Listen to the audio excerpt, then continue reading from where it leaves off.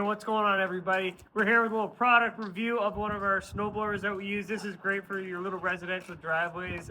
This is the 721R Toro Power Clear. It's just a little baby, but it's light and versatile. We're just going to talk a little about it, give you the pros and cons. So what would you consider to be a pro of this machine? Something pro of this? Yeah. Oh, are you kidding me? Fantastic. I just got older, grab this thing, throw it in the back of the truck. This is fantastic. That's a big pro. That takes 2 seconds instead of having to use. Okay, that's first pro. Yeah, fantastic. Super light, super fast. You kind of have the almost speed walk. Like if you're going downhill, yeah, you almost have to try to keep up with it. That's a pro and a con, right? It's great if you're doing like 40 driveways, or walkways or something. Yeah, walkways, it's deadly. I would say there, pass back, you're done. As you're saying with the downhill, that's a double-edged sword because if you're going downhill, it's great. But I find with this thing, if you're going across on a grade, it tends to fall down the hill because it's light. So that would be a con and a bit of a pro at the same time. Fantastic on gas. Great on gas. I think we put $6 of fuel in it this winter. So I mean, This thing's fantastic.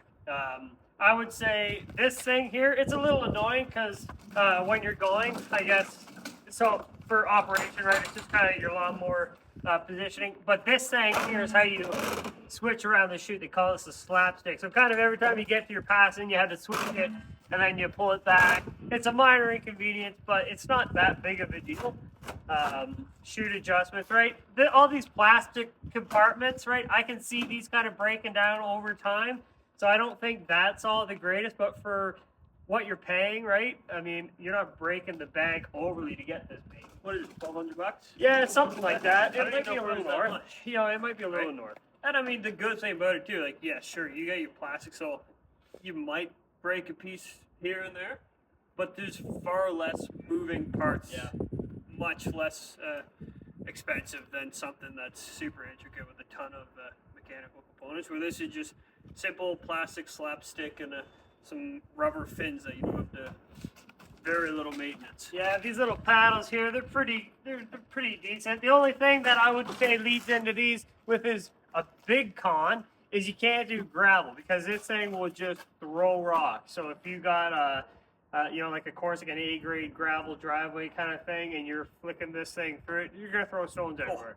It's more for small residential paved stuff like this all day long. Great. But you gotta wash the stones. Yeah. Geez, we've had this at a couple of -20 nights, left it out overnight, started up first pull. Right, we haven't had any problem with that. Pretty standard primer, chokey choke, and your little kill switch there. Yeah, she's a great machine overall.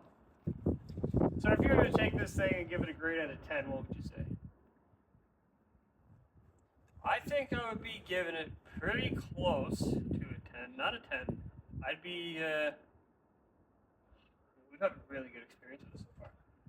I would say, like a 7.5. I was gonna say 7.5, 8. Yeah. The versatility of it is just so handy, especially if you have two of these bad boys rolling in a crew. Oh man, yeah. And you just show up with the truck. It's right in the back. You don't need ramps. You don't need trailers.